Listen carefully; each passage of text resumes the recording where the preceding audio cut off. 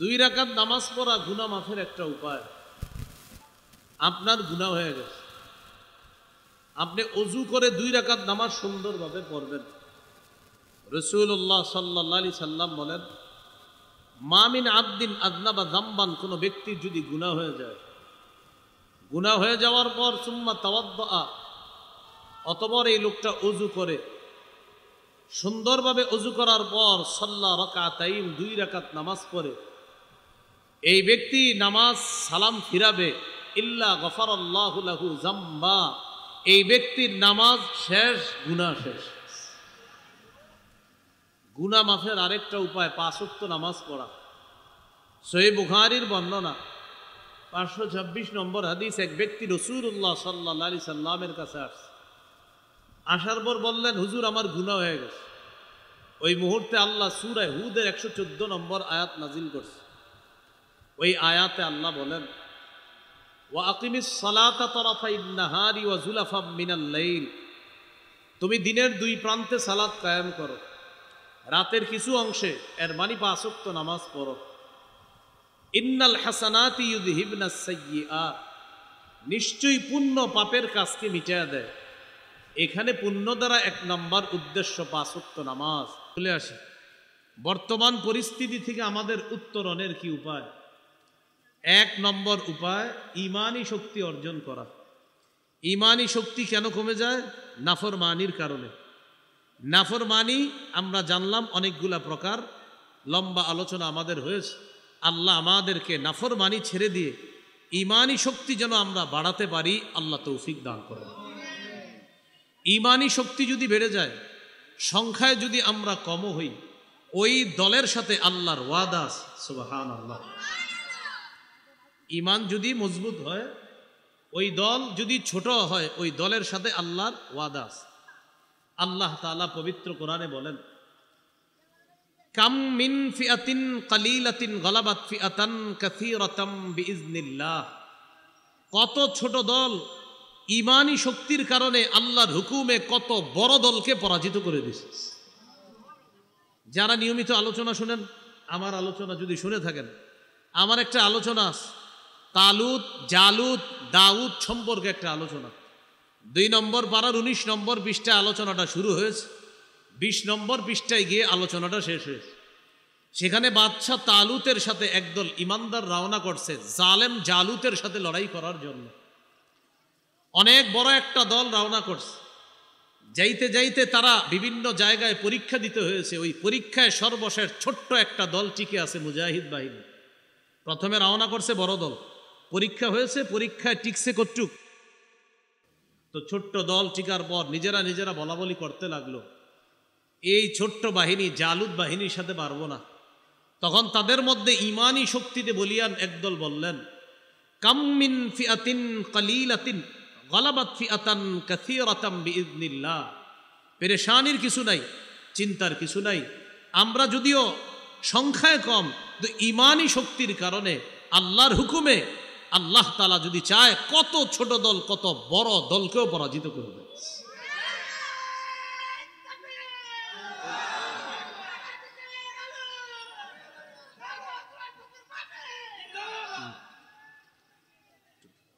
ঈমানী শক্তি, ভাই দিক তাকাই, তাহলে একটু মনে রাখবেন, ঈমানী শক্তি, ঈমান যদি মজবুত থাকে, এটার সাথে আল্লাহর ওয়াদা আছে। দল বড় ছোট এটা বিষয় না, তো মজবুত ঈমান, এই ঈমান ওয়ালাদের দল যদি ছোট হয়, 313 জনের বাহিনীও যদি হয়, 70টা ওট, 8টা তরবারি আর 2টা ঘোড়া নিয়ে 1000 সশস্ত্র বাহিনীকে হারায়া দিছে মাত্র 313 জন। এই 313 জনের ঈমানী শক্তি ছিল মজবুত। ওট ছিল মাত্র 70টা, ঘোড়া ছিল মাত্র 2টা, তরবারি ছিল মাত্র 8টা। এই মাত্র 313 জনের বাহিনী সশস্ত্র 1000 বাহিনীকে আল্লাহর হুকুমে হারায়া দিছে। এখান থেকে আমরা বুঝলাম, দল ছোট হোক, এটার সাথে আল্লাহর ওয়াদা আছে যদি ঈমানী শক্তি থাকে। খালিদ ইবনুল ওয়ালিদ রাদিয়াল্লাহু তাআলা, তার সাথে মাত্র 60 জন। এই 60 জন 60,000-এর বিরুদ্ধে আল্লাহ বিজয় দান করছে। আল্লাহ আমাদের সকলকে ইমানি শক্তি বাড়ানোর তৌফিক দান করেন। ইমাম বুখারী রহমতুল্লাহ আলী তার কিতাবের মধ্যে একটা অধ্যায় এনেছেন, একটা শিরোনাম তৈরি করেছেন, আল ইমান ইয়াজিদু ওয়া ইয়ানকুস, ইমান বাড়ে ইমান কমে। ইমাম বুখারী বুঝাইতে চায় ইমান বাড়ে ইমান কমে, এর মানে ইমান কমে এ কথাও প্রমাণিত, ইমান বাড়ে এ কথাও প্রমাণিত। বাকি আমরা চিহ্নিত করলাম নাফরমানির কারণে আমাদের ইমান প্রতিনিয়ত কমে যাচ্ছে, এখন ইমানি শক্তি বাড়াতে হবে। বিশেষ করে মুসলমানের মধ্যে প্রায় 95% মুসলমান, যদি বলতে পারেন সবার কাছে গুনাহ করার মতো যন্ত্র সবার পকেটে পকেটে আছে, সবার পকেটে পকেটে আছে। চাইলেই মুহূর্তের মধ্যে মুসলমান গুনাহ করতে পারে। এই গুনাহের যন্ত্র আমাদের কাছে তুলে দেওয়া, এটার অন্যতম একটা ষড়যন্ত্র হলো আমাদেরকে ইমানি শক্তিতে দুর্বল করে দেওয়া। বেঈমান এই জায়গায় সফল, যারা আমাদেরকে এই গুনাহের মাধ্যমগুলো উঠিয়ে দিস। একটা হলো যারা গুনাহ করে না, মাশাআল্লাহ অনেক ভালো, কিন্তু যারা গুনাহ করতেছে তাদের নিয়মিত ইমানি শক্তি কমতেছে। এই জন্য দেখেন আমাদের দেশে 90% বেশি মুসলমান, এরপরে আমরা বলি এদেশে ইসলামী হুকুমত কেন কায়েম হয় না, এদেশের আইন ব্যবস্থা, বিচার ব্যবস্থা, পার্লামেন্ট কেন ইসলামী অনুশাসন অনুযায়ী কেন চলছে না? এটার উত্তর হলো আমাদের দেশের 90% বেশি মুসলমান, একথা সত্য, তবে বেশিরভাগ ইসলাম প্রিয় না, একথাও সত্য। কি বললাম? এই বাংলাটা একটু মনে রাখেন, আমাদের দেশে মুসলমান বেশি কিন্তু ইসলাম প্রিয় না। কি প্রিয় না? যেমন একটু বুঝিয়ে দিই, ভাই আপনি কি মুসলমান? কয় জি। আচ্ছা, একটা ব্যক্তির হাত কাটা হবে একটা অপরাধের কারণে, আপনি কি বলেন? এটা হোক চান কিনা? হুজুর এটা কি বললেন, একটা মানুষের হাত কেটে নেবেন? তো বলে আল্লাহ কোরআনে বলছে চুরি করলে হাত কেটে দিতে।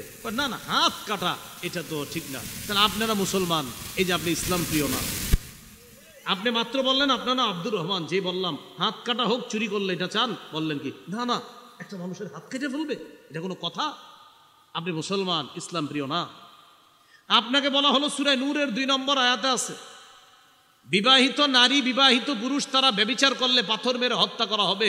এই আইন কার্যকর করা হলে হাজারো ধর্ষক ভালো হয়ে যাবে, হাজারো অন্যায় সম্পর্কে যারা জড়িয়ে আছে, পরকীয়ায় যারা জড়িয়ে আছে, এই আইন বাস্তবায়ন হলে সবাই একদিনে ভালো হয়ে যাবে।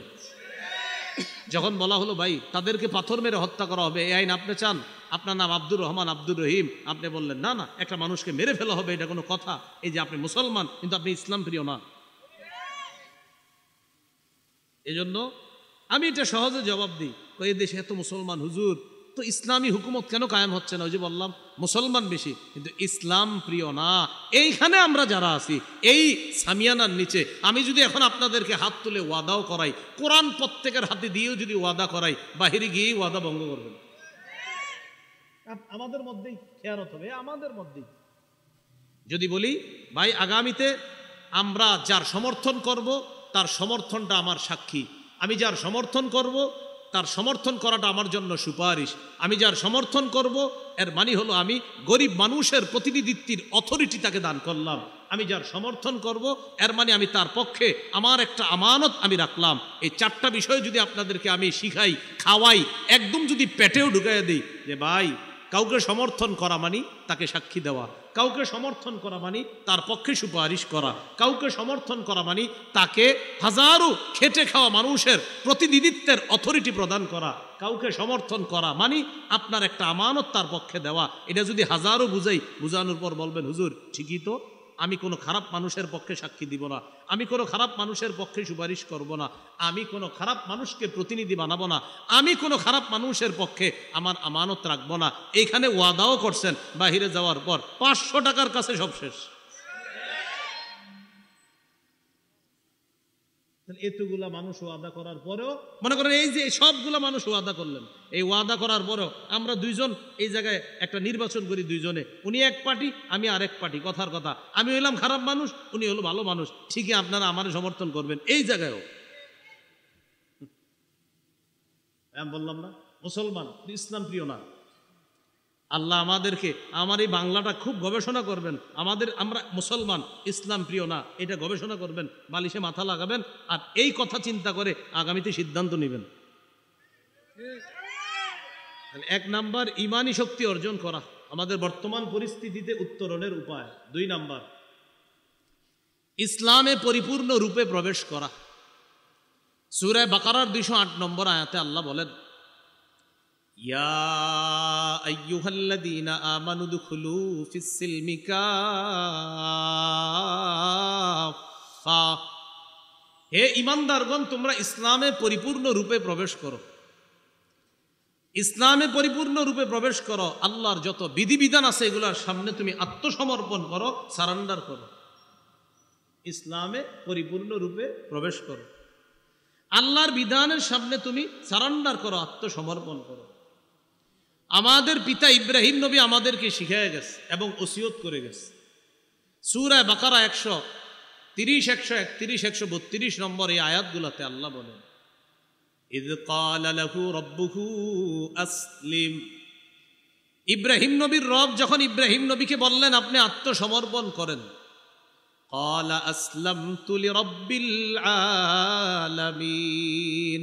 ইব্রাহিম নবী বললেন আমি বিশ্বজগতের রবের কাছে আত্মসমর্পণ করলাম। এবার ইব্রাহিম নবী কি ওসিয়ত করে দেখেন, ওয়াওয়াসসা বিহা ইব্রাহিমু বানিহি ওয়া ইয়াকুব ইয়া বানিয়া ইন্নাল্লাহা আসতাফা লাকুমুদ-দীন ফালা তামুতুন্না ইল্লা ওয়া আনতুম মুসলিমুন। ইব্রাহিম নবী, ইয়াকুব নবী তাদের সন্তানদেরকে ওসিয়ত করে বলেছেন, হে প্রিয় সন্তান, আল্লাহ তোমাদের জন্য ইসলামকে দিন হিসাবে মনোনীত করেছেন। সাবধান, তোমরা মুসলমান না হয়ে মরো না, মুসলমান না হয়ে মরবা না। দেখেন এখানে আমরা যারা আছি আমরা ইমানদার, আমরা বিশ্বাস করি আল্লাহ ছাড়া কোনো ইলাহ নাই। এই বিশ্বাসীদেরকে আল্লাহ ডেকে বলছে, ও বিশ্বাসীরা ইসলামে পরিপূর্ণ রূপে প্রবেশ করো। আল্লাহ আমাদেরকে ডেকে বলছে, ও বিশ্বাসীরা মুসলমান না হয়ে মরো না। এতে বোঝা যায় ঈমান মানি হলো আল্লাহ এক, এটা আমি বিশ্বাস করি। ইসলাম মানি হলো আল্লাহর বিধিবিধানগুলা আমার অঙ্গ প্রত্যঙ্গে আমি বাস্তবায়ন করব, এটার নাম হলো ইসলাম। যেমন ভাই উমুকে আজকে এশার নামাজ পড়ছে, এশার নামাজ পড়বে না কেন? উনি মুসলমান, মানে মুসলমান এশা পড়বে না, এটা তো হতেই পারে না। মানে এশা মুসলমান পড়বে না আর মুসলমান এশা পড়বে না, এটা হতে পারে না। মুসলমানই তো এশার নামাজ পড়বে। আচ্ছা ভাই উনি ফজর পড়ছে, এটা কোনো প্রশ্ন করলেন? উনি না মুসলমান, তো মুসলমান তো ফজর পড়বেই, কথাটা বুঝেন। উনি হজ করছে, তো হজ করবে না? ওনার উপর হজ ফরজ হয়েছে, হজ করছে। উনি জাকাত দিছে, তো উনি জাকাত দিবে না? ওনার উপর জাকাত ফরজ, উনি মুসলমান, তো জাকাত দিবে। এর মানে মুসলমান জাকাত দিবে, স্বাভাবিক বিষয়। মুসলমান হজ করবে, স্বাভাবিক বিষয়। মুসলমান রোজা রাখবে, স্বাভাবিক বিষয়। মুসলমান নামাজ পড়বে, স্বাভাবিক বিষয়। কিন্তু আপনারা বলেন সব মুসলমান নামাজ পড়তেছে, তাহলে কিভাবে আমরা তাকে মুসলমান বলি? এই জন্য আল্লাহ বললেন, হে ইমানদারগণ তোমরা ইসলামে পরিপূর্ণ রূপে প্রবেশ করো। তো এই জন্য প্রিয় ভাইয়েরা, একটু আগে আমি বললাম মাইকম্যান ভাই তাদের সকলকে বললাম, নামাজ নামাজ হাজারো ব্যস্ততার মাঝে একটা বিষয় কখনো যেন ছুটে না যায়, এটা হলো নামাজ। নামাজ আমাদের শিয়ার। একটা মুসলমান নামাজ পড়বে, দেখলেই বোঝা যাবে নামাজ। আশেপাশে মানুষ যাবে, হঠাৎ বলবে আচ্ছা মসজিদে কারা কারা? আবার মুসলমানরা নামাজ পড়তেছে, এটাই মুসলমানের পরিচয়। মুসলমান নামাজের সময় হাঁটবে এদিক সেদিক, এটা হতে পারে না। নামাজের সময় মুসলমান নামাজে থাকবে। ভাই কথাগুলো কি বুঝে আসতেছে? এই জন্য আল্লাহ তাআলা বলেছেন হাদিসে কুদসির মধ্যে, তাফাররাগ লিইবাদাতি, তুমি আমার ইবাদতের জন্য সময় বের করো, অবসর সময় বের করো। আমলা সদরাকা গিনা, আমি তোমার অন্তরটা ঐশ্বর্যে ধনাঢ্যতায় পরিপূর্ণ করে দিব।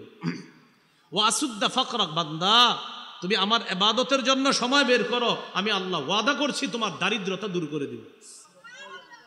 মনে থাকবেন ইনশাআল্লাহ। তাহলে 1 নাম্বার ইমানি শক্তি অর্জন, 2 নাম্বার ইসলামে পরিপূর্ণ রূপে প্রবেশ। এর মানে হলো আল্লাহর সব বিধানগুলার সামনে আত্মসমর্পণ করা, মাথা পেতে দেওয়া। হ্যাঁ, যে আমার রব যা বলবে আমি সব পালন করার চেষ্টা করব, এই হলো মুসলমান। আল্লাহ আমাদেরকে ইসলামে পরিপূর্ণ রূপে প্রবেশ করার তৌফিক দান করে। 3 নাম্বার, এটা আমার সাথে একটু বলেন তাহলে মনে থাকবে। বলেন, দ্বীনের সঠিক জ্ঞান অর্জন করে সে অনুযায়ী আমল করা। এটা 3 নাম্বার, দ্বীনের সঠিক জ্ঞান অর্জন করে সে অনুযায়ী কি করা? আমল করা। আমাদের দেশের বিভিন্ন মালামাল বিদেশে যায় কিনা? বলে না, যায় কিনা? তো বিদেশের মানুষ কি মালামাল তৈরি করতে পারে না? পারে। আমাদের দেশের গুলা কেন যায়? আমাদের কি দিয়ে এগুলা তৈরি করে এগুলো আমাদের থেকে নিয়ে নেয়। আর ভালো ভালো যে জিনিসগুলো আছে এগুলো ওরা আবিষ্কার করে। এই জন্য আমাদের থেকে ওই আপনার এটা সেটা বানায় এগুলো আমাদের থেকে মানে এদের সময় নাই, এই জন্য তোমরা ওইটা বানাও, এগুলো তোমাদের দেশ থেকে আমরা নিব। আর পারমাণবিক এই সেই বিভিন্ন অস্ত্র এগুলো আমরা তৈরি করব, এগুলো তোমাদের কাজ না, বাঙালি তোমরা চুপচাপ থাকো। কেন জানেন? আমরা শিক্ষায় পিছিয়ে। কিসে বলেন? শিক্ষায় পিছিয়ে আছে। তো যাই হোক, সুশিক্ষা, সবলকে সুশিক্ষায় শিক্ষিত করতে হবে। 3 নাম্বার, দ্বীনের সঠিক জ্ঞান অর্জন করে সে অনুযায়ী আমল করা। তিরমিজির হাদিস, লা তাজুলু কদামা ইবনি আদম হাত্তা ইউসআল আন খামস। কিয়ামতের ময়দানে 5 প্রশ্ন করার আগে আদম সন্তানের 2 পা নড়বে না। 1 নাম্বার, জীবন সম্পর্কে প্রশ্ন করা হবে। 2 নম্বর, যৌবন সম্পর্কে প্রশ্ন। 3 নাম্বার, সম্পদ কোথা থেকে কামাই করেছে। 4 নাম্বার, কোথায় ব্যয় করেছে। 3 নাম্বার, সম্পদের ব্যাপারে জিজ্ঞাসা করা হবে, মিন আইনাকতাসাবা, সম্পদ কোথা থেকে কামাই করেছে। 4 নাম্বার, ওয়াফিমা আনফাকা, কোথায় ব্যয় করেছে।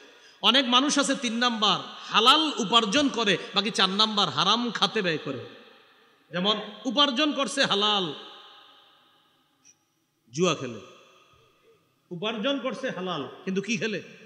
এখন বলেন, এই যে জুয়া এসে তার হালাল টাকাটা ইনভেস্ট করলো, এই জুয়া কি হালাল না হারাম? হালাল উপার্জন করছে, গানের কনসার্টে অনুদান দিছে, বলেন খাত ব্যয় করার হালাল হলো না হারাম হলো?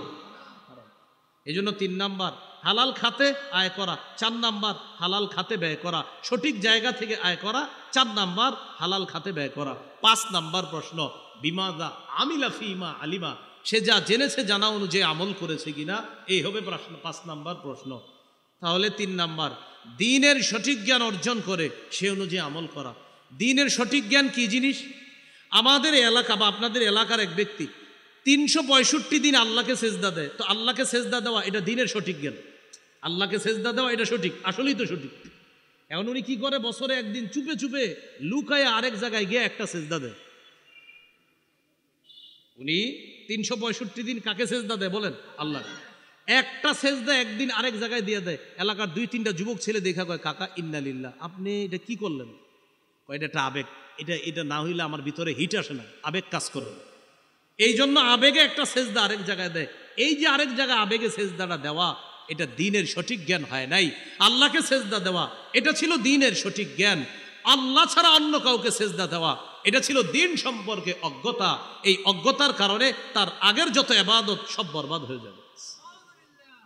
সূরা জুমারের 65 নম্বর আয়াতে আল্লাহ বলেন, লাইন আশরাকতা লায়াহবাতান্না আমালুক, যদি তুমি শিরিক করো অবশ্যই তোমার সব আমল বরবাদ হয়ে যাবে। আল্লাহ আমাদেরকে দ্বীনের সঠিক জ্ঞান অর্জন করে সে অনুযায়ী আমল করার তৌফিক দান করে। 4 নাম্বার, এটাও আমার সাথে একটু বলেন, দ্বীনের সঠিক জ্ঞান অর্জন করে এই জ্ঞান অন্যের কাছে প্রচার করা। তাহলে 3 নাম্বারটা হলো দ্বীনের সঠিক জ্ঞান অর্জন করে সেই অনুযায়ী আমল করা। 4 নাম্বার হলো দ্বীনের সঠিক জ্ঞান অর্জন করে সেই জ্ঞানটা অন্যের কাছে প্রচার করা, এটা 4 নাম্বার। আল্লাহ তাআলা সূরা মাইদার মধ্যে বলেন, ইয়া আইয়ুহার রাসূলু বাল্লিগ মা উনজিলা ইলাইকা মির রাব্বিক, হে রাসূল আপনি প্রচার করেন, মা উনজিলা ইলাইকা মির রাব্বিক, যা অবতীর্ণ করা হয়েছে আপনার প্রতি আপনার রবের পক্ষ থেকে তা আপনি প্রচার করে দেন। সহিহ বুখারীর 105 নম্বর হাদিস, রাসূলুল্লাহ সাল্লাল্লাহু আলাইহি সাল্লাম সাহাবীদেরকে বললেন, হাল বাল্লাগতু, আমার উপর অর্পিত দায়িত্ব আমি কি পৌঁছিয়েছি তোমাদের কাছে? সাহাবীরা বললেন, অবশ্যই পৌঁছিয়েছেন। নবীজি আকাশের দিকে আঙ্গুল উঠিয়ে বললেন, আল্লাহুম্মা শাহাদ, আল্লাহ আপনি সাক্ষী থাকেন। আবার বললেন, আমি কি আমার উপর অর্পিত দায়িত্ব পৌঁছিয়েছি? তারা বললেন পৌঁছিয়েছেন। নবী বললেন, আল্লাহুম্মা শাহাদ, আল্লাহ আপনি সাক্ষী থাকেন। আবার বললেন, আমি কি আমার দায়িত্ব পৌঁছিয়েছি? সাহাবীরা বললেন, আপনি পৌঁছিয়েছেন। নবী বললেন, আল্লাহুম্মা শাহাদ, আল্লাহ আপনি সাক্ষী থাকেন। এবার নবী বললেন, লিউবাল্লিগিশ শাহিদুল গায়বা, শোনো আমি তো আমার দায়িত্ব তোমাদের কাছে পৌঁছে দিয়ে গেলাম। আমি যা তোমাদের কাছে প্রচার করে গেলাম, তোমরা এখানে যারা উপস্থিত আছো, আমি নবী দায়িত্ব দিয়ে দিলাম সারা পৃথিবীর ছড়িয়ে ছিটিয়ে থাকা অনুপস্থিতদের কাছে আমার বাণীগুলা তোমরা প্রচার করে দিবা, পৌঁছায় দিবা। তাহলে 3 নাম্বার সঠিক জ্ঞান অর্জন করে সে অনুযায়ী আমল করা, 4 নাম্বার সঠিক জ্ঞান অন্যের কাছে প্রচার করা। এখন এখানে আপনারা যারা আছেন, এই মসজিদের খতিব সাহেব যদি আগামী জুমায় একটা দ্বীনের সঠিক জ্ঞান প্রচার করে, কারা কারা গ্রহণ করতে রাজি আছেন? রাজি আছেন সবাই? আচ্ছা, হাত নামান। আপনাদের যার যার এলাকার মসজিদ, যেহেতু এই জায়গার সবাই এই মসজিদে না, অন্য এলাকা থেকেও আসছেন, প্রত্যেকের এলাকার মসজিদের খতিব যদি দ্বীনের সঠিক জ্ঞান প্রচার করে, সবাই নিতে রাজি আছেন? তো মনে করেন খতিব সাহেব আগামী জুমায় বয়ান করলো। প্রিয় ভাইয়ারা, গত কয়েকদিন আগে আমাদের এলাকায় আরিফ বিন হাবিব বয়ানের মধ্যে বলেছিল 4 নাম্বার আমাদের বিপর্যয় থেকে উত্তরণের উপায় দ্বীনের সঠিক জ্ঞান অর্জন করে সেটা প্রচার করা। সেই হিসাবে আমি আপনাদের একজন খতিব হিসাবে আজকের জুমায় আমি দ্বীনের সঠিক একটা জ্ঞান প্রচার করব। কারা কারা নিতে রাজি আছেন? তো মসজিদে সবাই হাত তুলছে। জি হুজুর বলেন। এবার হুজুর বললেন, আমি এখন আপনাদের সামনে সূরা আলে ইমরানের 131 নম্বর আয়াত তেলাওয়াত করছি, অনুবাদ করছি, এরপর আপনাদেরকে আহ্বান করব এই কথাগুলো আপনারা পালন করবেন। সবাই হাত তুলছে, হুজুর বলেন। এবার হুজুরে তেলাওয়াত করলেন, ইয়া আইয়ুহাল্লাযীনা আমানু লা তাকুলুর রিবা। হুজুরে অনুবাদ করাইলেন সবাইরে সহকারে। তো সবাই মসজিদের বলতেছে হে ইমানদারগণ, তো সবাই বলতেছে হে ইমানদারগণ তোমরা, সবাই বলে তোমরা, লা তাকুলুর রিবা, সুদ খেও না। কি খেও না? হ্যাঁ, আওয়াজ দিয়ে কইমা গেল। একটু আগে না হাত তুলছে, খতিব সাহেব বলছে আমি এখন একটা প্রচার করব, কারা কারা মানবেন? সবাই বলছে হুজুর বলেন। এবার হুজুর বললেন, আমি সূরা আলে ইমরান 131 নম্বর আয়াত তেলাওয়াত করলাম। তেলাওয়াত করার পরে বলতেছে আপনারাও বলেন। তো সবাই বলতেছে হে ইমানদারগণ, তো সবাই বলে হে ইমানদারগণ। লা তাকুলুর রিবা, তোমরা, তো সবাই বলতেছে তোমরা। এবার হুজুর বলতেছে সুদ খেও না। আস্তে মসজিদে আওয়াজ কমে আসছে, সুদ খেও না। কি খেও না? এখন মসজিদে নামাজ শেষ হওয়ার পর হুজুরের কানে কানে আপনার একজনকে বলতেছে, হুজুর আজকে আসরের নামাজ থেকে আপনাকে নিষেধ করা হয়েছে, আর আপনি আসরে আসবেন না। কেন? আপনারা না ওয়াদা করলেন দ্বীনের সঠিক জ্ঞান অর্জন করবেন। আমি বললাম না একটু আগে, আমরা মুসলমান, ইসলাম প্রিয় না? একটু আগেই তো বললাম। আপনি ইসলাম প্রিয় যদি হতেন তো ইসলামের এই বার্তা আপনি গ্রহণ করতেন যে আমি যেহেতু মুসলমান, রব বলছে সুদ খাওয়া যাবে না, অতএব আমি সুদ খাবো না। দেখছেন ঠিকের আওয়াজ কমে গেছে। কেন? ওই যে এখানে তো সুদখোর না থাকলেও আশেপাশে তো আছে। এই জন্য একটু আগেই তো বললাম হাজারো মুসলমান ইসলাম প্রিয় না। এখন আমি পর্দার ওয়াজ করি, এই জায়গার অসংখ্য মানুষ বলবে হুজুরে পর্দার ব্যাখ্যাটা সঠিক দেয় নাই, কারণ হ্যার বিবি পর্দা করে না। এই যে মুসলমান ইসলাম প্রিয় না। এখন আমি গানের বিরুদ্ধে বয়ান করি, বলবে হুজুরে গানের ব্যাখ্যা সঠিক দেয় নাই। কেন? গান ক্ষেত্র বিশেষ জায়েজ আছে বলে দিবে, নাউজুবিল্লাহ। মানে আপনি যেটা বলবেন এটার বিরুদ্ধে আপনার লোক আছে। নাম কি? মুসলমানের সন্তান, মুসলমান।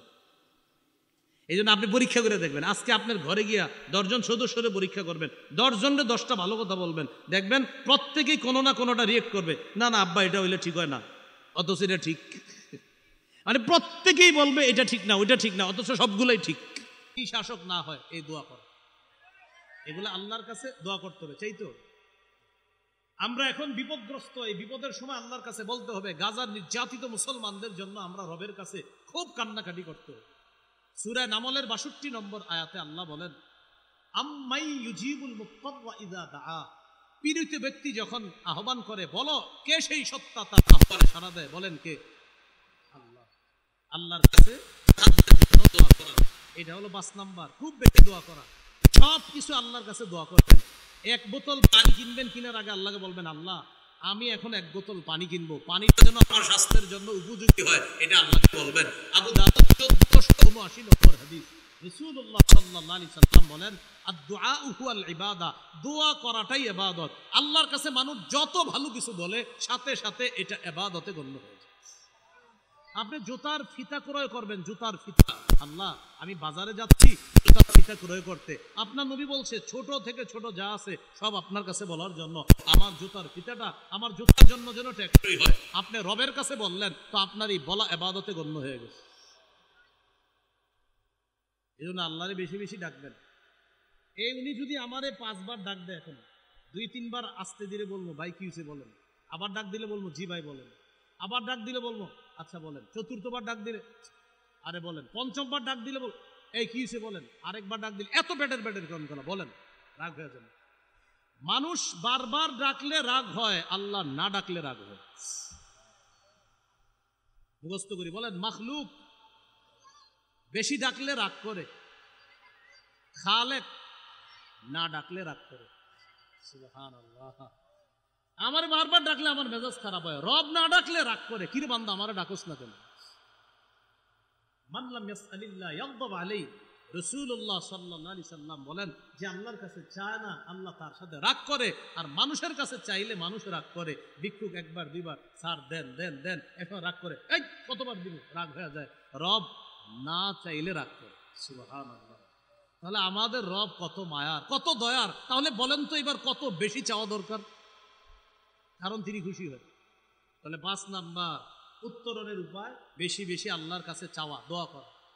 6 নাম্বার উপায়, আল্লাহর উপর ভরসা করে ধৈর্যের সাথে আল্লাহর সাহায্যের অপেক্ষায় থাকা। ভরসা করে ধৈর্যের সাথে আল্লাহর সাহায্যের অপেক্ষায় থাকা, ধৈর্য লাগবে, জরুরি। সূরা আলী ইমরানের মধ্যে আল্লাহ বলেন, ইয়ানসুরকুমুল্লাহ ফালা গালিবা লাকুম, আল্লাহ যদি তোমাদেরকে সাহায্য করে পৃথিবীর কেউ তোমাদেরকে হারাতে পারবে না, পরাজিত করতে পারবে না, যদি আল্লাহ তোমাদেরকে সাহায্য করে। হাদিসে রাসূলুল্লাহ সাল্লাল্লাহু আলাইহি সাল্লাম বলেন, জেনে রাখো আন্নান নাসরা মা'আস সাবরি, সাহায্য ধৈর্যের সাথে, সাহায্য ধৈর্যের সাথে। এ হলো 6 নাম্বার। 7 নাম্বার উপায়, আল্লাহর দ্বীনের সহযোগী হওয়া। আল্লাহর দ্বীনের সহযোগী হলে আল্লাহ সাহায্য করবে। সূরা মুহাম্মদের 7 নম্বর আয়াতে আল্লাহ বলেন, ইয়া আইয়ুহাল্লাযীনা আমানু ইন তানসুরুল্লাহ, হে ঈমানদারগণ যদি তোমরা আল্লাহকে সাহায্য করো, ইয়ানসুরকুম, আল্লাহ তোমাদেরকে সাহায্য করবে। শর্ত, জবাবে শর্ত। শর্ত হলো যদি সাহায্য করো, জবাব হলো তাহলে আমি সাহায্য করব। শর্ত, এ বান্দা তোমরা কি আমার সাহায্য চাও? আল্লাহ আমাদেরকে বলতেছে, জি আল্লাহ আমরা আপনার সাহায্য চাই। শর্ত আছে, আল্লাহ কি শর্ত? আমার দ্বীনের সহযোগী হও, এটা হলো শর্ত, তাহলে আমি আল্লাহ তোমাদেরকে সাহায্য করব। আল্লাহ দ্বীনের সহযোগী মানে মসজিদের সহযোগিতা করা, মাদ্রাসার সহযোগিতা করা, আল্লাহ রাস্তায় মুজাহিদ যারা আছে তাদের সহযোগিতা করা, মুজাহিদদের অর্থনৈতিক সহায়তার ব্যবস্থা করা, এগুলো আল্লাহর দ্বীনের সাহায্য করে। 8 নাম্বার, আপোষের মধ্যে ভ্রাতৃত্বের সম্পর্ক বাড়ানো। সূরা হুজুরাতের 10 নম্বর আয়াতে আল্লাহ বলেন, ইন্নামাল মুমিনুনা ইখওয়া, মুমিনরা পরস্পর ভাই ভাই, মুমিনরা পরস্পর ভাই ভাই। 9 নম্বর, এটা একটু আমার সাথে বলেন, বলেন ঝগড়া বিবাদ কমিয়ে পরস্পরে আন্তরিকতা বাড়ানো। ঝগড়া কমায় আন্তরিকতা বাড়াতে হবে। সূরা আনফালের মধ্যে আল্লাহ বলেন, ওয়া আতিউল্লাহ ওয়া রাসূলাহ, তোমরা আল্লাহর আনুগত্য করো, তার রাসূলের আনুগত্য করো। ওয়ালা তানাজাউ, ঝগড়া করো না। ফাতাফশালু, যদি ঝগড়া করো, ফাতাফশালু তাহলে দুর্বল হয়ে পড়বে। ওয়া তাযহাবা রিহুকুম, তোমাদের শক্তি খর্ব হবে, শক্তি কমে যাবে। তাকার এইদিকে, 1 2 3 4, আমরা 4 জনে মিলে এক দল ছিলাম, শক্তি বেশি না কম? বেশি। 4 জনে এক দল, 4 জনের এক শক্তি, বেশি না কম? বেশি। এবার আমরা আজকে ঝগড়া লাগছি, ঝগড়া লাগেই বিকালে 4 জনে 4 দল বানাইছি। কি হলো? শক্তি কি হলো? এটাই তো হচ্ছে, ডেইলি তৈরি হইতেছে। কি বলে? ডেইলি তৈরি হইতেছে। এজন্য আমরা দোয়া করি, ইসলামী মন মানসিকতার যারা আছে তারা একটা ঘোষণা দিতে হবে। আমরা অপেক্ষা আছি, তারা বলতে হবে যে আমাদের মাঝে ঝগড়া লাগাইতে চাইলেও আমরা লাগবো না। ইসলামের প্রশ্নে আমরা আগামী কয়েক বছর এক হয়ে যাই, বাতিলদের ঘুম আগামীকালকে হারাম হয়ে যাবে। ইসলামপন্থীরা যদি ঘোষণা দেয় যে আগামী 1 বছর আমরা কোনো ঝগড়া কেউ লাগাইলেও ঝগড়া করবো না, মানে আগামী 1 বছর আমাদের মধ্যে কোনো ঝগড়া নাই, ইসলামী মাইন্ডের আমরা সবাই এক থাকবো, আপনি দেখেন একটু পর থেকে সবার মাথা ব্যথা শুরু, সর্বনাশ, অবস্থা খারাপ হচ্ছে। তাহলে 9 নাম্বার, ঝগড়া কমায় আন্তরিকতা বাড়াতে হবে। 10 নাম্বার, বলেন পৃথিবীর কোথাও একজন মুসলমান আঘাতপ্রাপ্ত হলে আমিও আঘাতপ্রাপ্ত হব, আমিও, প্রত্যেকে আঘাতপ্রাপ্ত হতে হবে। কারণ নবীজি বলেছেন, আল মুসলিমুনা কা জাসাদিন ওয়াহিদ, সমস্ত মুসলমান এক দেহের মতো। ফিলিস্তিনে, আফ্রিকা, কাশ্মীর, শীশান, আফগানিস্তান, যেখানে কোনো একজন মুসলমান আক্রান্ত হবে, আমরা বাংলাদেশের সব মুসলমান আক্রান্ত হতো। মায়া লাগতে হবে, ব্যথা লাগতে হবে, তাহলে বুঝতে হবে হ্যাঁ আমি আমার ভাইয়ের ব্যথায় ব্যথিত। 10 নম্বর। 11 নম্বর উপায়, নির্যাতিত মুসলমানদের জন্য অর্থনৈতিক সহযোগিতার ব্যবস্থা করা। যেমন ফিলিস্তিন গাজাবাসী মুসলমানদের জন্য আমাদের বাংলাদেশ থেকে মাশাআল্লাহ সঠিক সোর্সের মাধ্যমে অর্থনৈতিক সহায়তা পৌঁছানোর ব্যবস্থা হয়েছে, চলছে।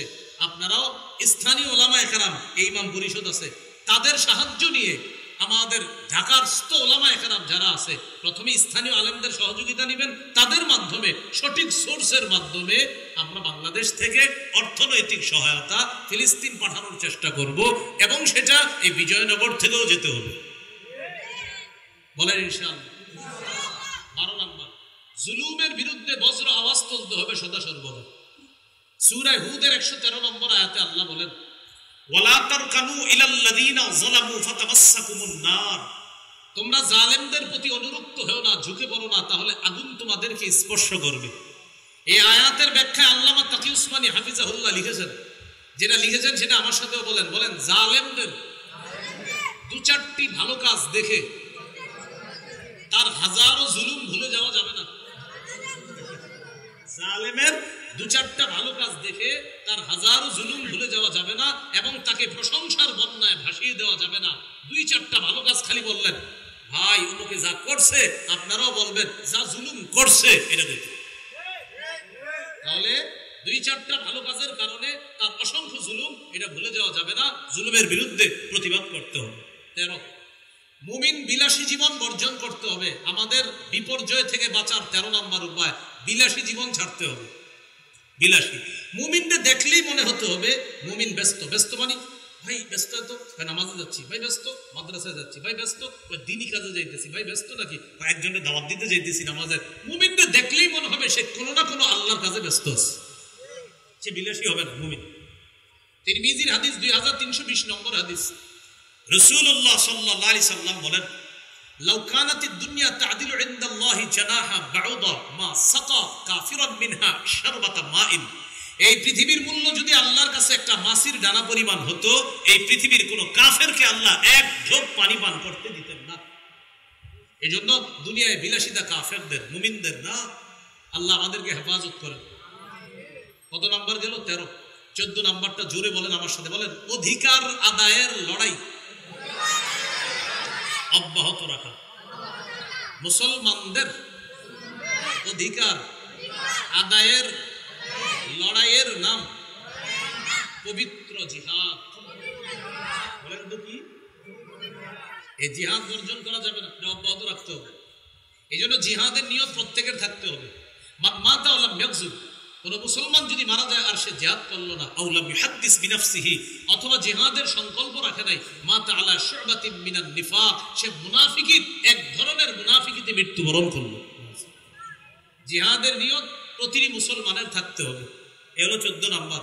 15 নাম্বার, বলেন একজন আদর্শ শাসক নির্বাচন করা। 4 কাজের যোগ্যতা রাখে, 10 গুণে গুণান্বিত একজন শাসক, একজন নেতা আল্লাহ যেন আমাদেরকে দান করেন।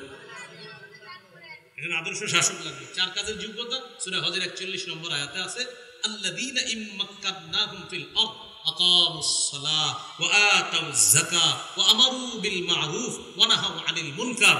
আল্লাহ তাআলা বলেন, আমি যাদেরকে রাষ্ট্র ক্ষমতায় বসাই তাদের 1 নম্বর কাজ নামাজ কায়েম করবে, 2 নম্বর যাকাত আদায় করবে, 3 নম্বর সৎ কাজের আদেশ করবে, 4 নম্বর অসৎ কাজ থেকে নিষেধ করবে। এটা হলো আদর্শ শাসকের 4 কাজের যোগ্যতা। আর 10 গুণে গুণান্বিত হতে হবে, সেটা লম্বা আলোচনার বিষয়। যাই হোক, আমরা আল্লাহর কাছে দোয়া করব আল্লাহ যেন একজন আদর্শ শাসক আমাদেরকে তৈরি করে দেয়। 16 নম্বর, শুরা ব্যবস্থার গুরুত্ব জাতিকে বুঝাতে হবে।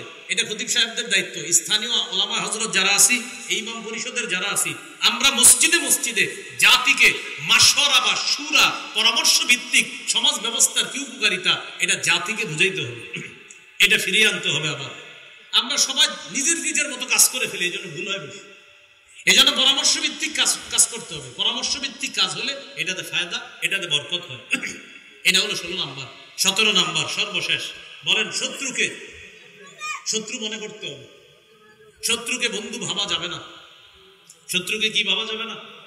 বন্ধু ভাবা যাবে। সূরা মাইদা 51 নম্বর আয়াত, 6 পারা 16 নম্বর পৃষ্ঠার শুরু আয়াতে আল্লাহ বলেন, ইয়া আইয়ুহাল্লাযীনা আমানু লা তাত্তাখিযুল ইয়াহুদা ওয়ান নাসারা আউলিয়া, হে ঈমানদারগণ তোমরা ইহুদি খ্রিস্টানদেরকে অভিভাবক রূপে গ্রহণ করো না। বাদুহুম আউলিয়া বাদ, তাদের একে অপরের অভিভাবক। আল্লাহ আমাদেরকে এই 17টা উপায় যে বললাম, এই উপায়গুলো অবলম্বন করে আমরা যেন আমাদের বিপর্যয় থেকে আমরা বাঁচতে পারি, আল্লাহ তৌফিক দান করেন। আপনারা সবাই ধ্যান দেন, আমি একদম 1 মিনিটও লাগবে না ইনশাল্লাহ, 17টা বলে দিচ্ছি। দেখেন, 1, ঈমানি শক্তি অর্জন করা। 2 নাম্বার, ইসলামে পরিপূর্ণ রূপে প্রবেশ করা। 3 নাম্বার, দ্বীনের সঠিক জ্ঞান অর্জন করে সে অনুযায়ী আমল করা। 4 নাম্বার, দ্বীনের সঠিক জ্ঞান অন্যের কাছে প্রচার করা। 5 নাম্বার, আল্লাহর কাছে দোয়া করা। 6 নাম্বার, আল্লাহর উপর ভরসা করে ধৈর্যের সাথে আল্লাহর সাহায্যের অপেক্ষায় থাকা। 7 নাম্বার, আল্লাহর দ্বীনের সহযোগী হওয়া। 8 নাম্বার, মুমিন পরস্পর ভ্রাতৃত্বের সম্পর্ক জোরদার করা। 9 নম্বর, ঝগড়া বিবাদ কমিয়ে আপোষের মধ্যে আন্তরিকতা বাড়ানো।